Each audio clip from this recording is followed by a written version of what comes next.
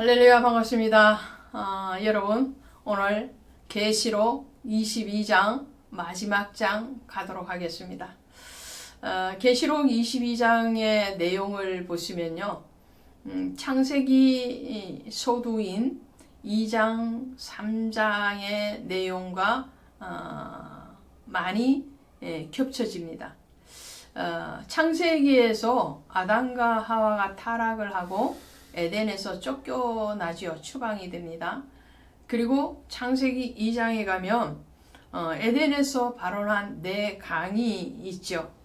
그 강줄기를 따라서 복음이 흘러 들어갑니다. 온 나라와 열방과 족속으로 복음이 전거되어지죠. 그 강을 에스겔서 47장에 가시면 성전 문지방에서 흘러내려는 물이 강을 이루고 그 강에서 죽었던 바다도 다시 살아나고 물고기가 다시 들어오고 그리고 만국을 치유하는 그런 물로 다시 재생산이 되어집니다. 그건 에스겔 선지자가 환상 가운데서 봤던 거죠. 근데 오늘 계시록 22장에 오시면 사도 요한이 환상을 보는 거예요. 근데 생명수의 강을 내게 보이니 하나님과 및 어린 양의 보호자로부터 나와서 성전 문지 에덴에서 발원한 강 창세기에서 에스겔 47장에서는 성전 문지방에서 흘러내오는 물로 시작이 되어지고 오늘 계시록 22장에 오면 어린 양의 보호자로부터 나온다라는 거예요. 그러니까 이것은 뭐예요? 이것은 바로 말씀을 얘기하는 거죠. 말씀. 말씀이 강을 이루는 거예요. 할렐루야. 은혜의 말씀, 생명의 말씀, 구원의 말씀, 축복의 말씀이 강을 이루듯이 흘러가는 거예요. 그리고 그 강 좌우에 길 가운데 그 좌우에 생명나무가 있어. 창세기에서도 선악을 알게 하는 나무와 생명나무가 에덴에서 같이 있었죠. 생명나무가 있었음에도 불구하고 아담과 하와가 선악을 알게 하는 나무를 택한 거죠.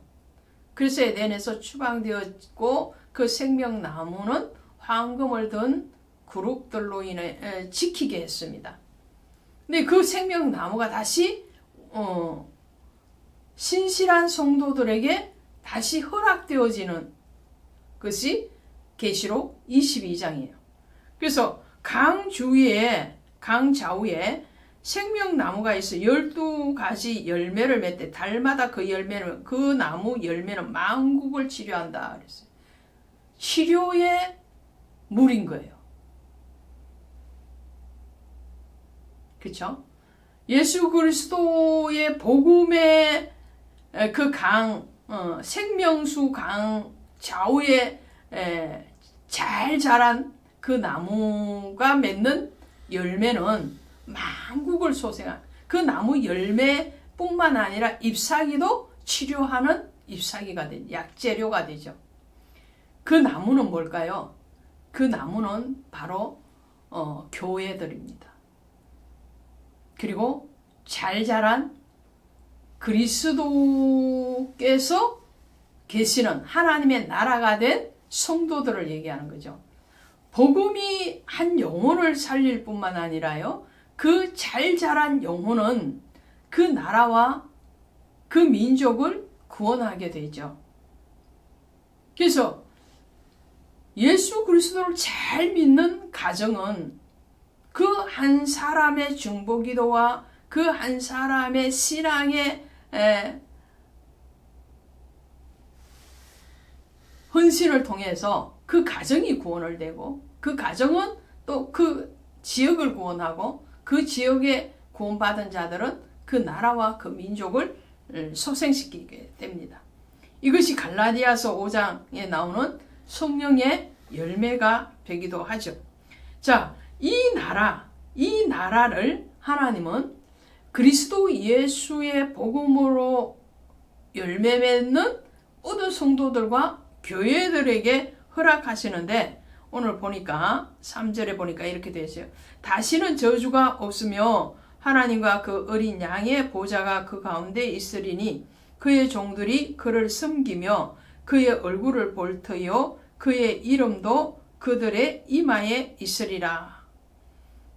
예수 그리스도의 보좌 가운데 있다고 그랬어요.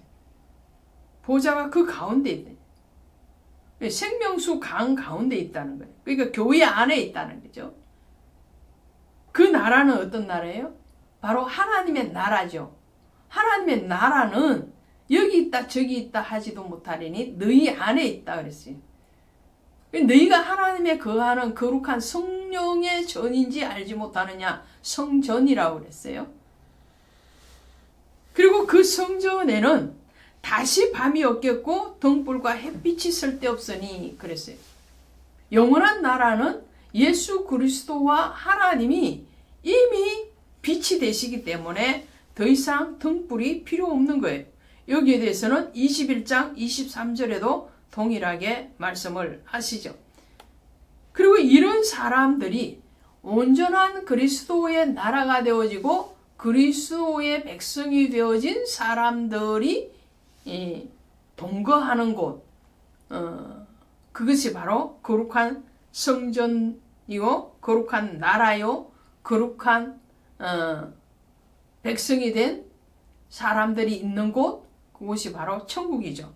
자, 6절에 보시면 이렇게 또 그가 내게 말할 이 말은 신실하고 참된지라 주고 선지자의 영의 하나님이 그들의 종들이 반드시 속히 되어질 일을 보이려고 그의 천사들을 보내셨도다. 천사를 통해서 말씀한. 그럼 여기서 신약에서 천사는 뭘까요? 날개 달린 천사인가요? 아니죠. 천사는 영적인 존재를 얘기하는 겁니다. 그래서 말씀을 전하는 자가 정말 하나님의 영적인 일을 하는 그런 사람이기 때문에 천사에 비유할 수도 있겠죠. 자, 7절에 보시니까 보라 내가 속히 오리니 이 두루마리 예언의 말씀을 지키는 자는 복이 있으리라. 예언의 말씀을 지키는 자가 복이 있다. 이게 계시록에 나오는 7번째의 복입니다.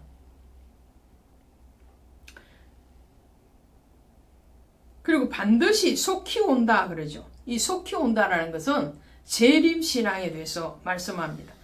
기독교에서 반드시 기억해야 되는 것 중에 하나가 뭐예요? 재림신앙이에요. 예수 그리스도의 성육신, 그의 고난당하심, 그가 십자가에서 죽으심, 그리고 부활하심, 다시 오심, 재림이 된 신앙은 확실하게 있어야 된다. 이런 사람의 신앙의 상태는 바로 13절에 각 사람에게 그가 행한 대로 갚아주리라. 그러면서 나는 알파와 오메가요, 처음과 마지막이요, 시작과 마침이라. 그렇죠. 21장에서도 이 말씀을 하셨죠. 그리고 자기 두루마리를 빠는 자들은 복이 있나니 이는 그들이 생명나무에 나아가며 문들을 통하여 성에 들어갈 권세를 받으려 함이니라. 두루마리를 빠는 자가 생명나무에 나아간다. 두루마리를 빤다. 내 옷을 빤다는 거잖아요. 그래서 내 평소의 행실에 대한 회개가 일어나야 된다는 거죠.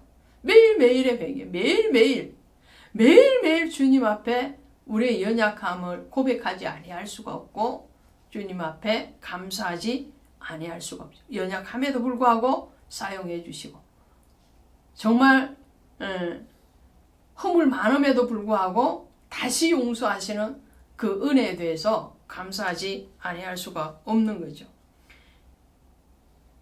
그러면서 목마른 자도 올 것이요 원하는 자도 값없이 와서 생명수를 받으라 라고 말씀합니다. 자, 이제 우리가 그리스도 예수를 볼 때에 20절에 이렇게 말을 하죠. 이것들을 정언하신 이가 이르시되 내가 진실로 속히 오리라 하시. 속히 온다는 게 뭐라고요? 재림이라고요. 그리고 아멘. 주 예수여 오시옵소서. 그래. 주 예수여 오시옵소서. 이 말을는 마라나타라는 아람어를 헬라어로 번역한 말이에요. 이 마라나타 주 예수여 오시옵소서 이 말은요 초대교회에서 인사말이었다고 합니다. 또 초대교회에서 성찬 예식을 할 때에 기도문으로 들어갔던 말이 바로 마라나타 주 예수여 오시옵소서. 21절 갑니다. 22장 21절 주 예수의 은혜가 모든 자들에게 모든 성도들에게 있을지어다. 아멘. 할렐루야. 주 예수 그리스도의 은혜가 여러분이 섬기시는 교회와 여러분 자신에게 여러분과 가정과 또 모든 사역 위에 있기를 간절히 축원드립니다. 고맙습니다.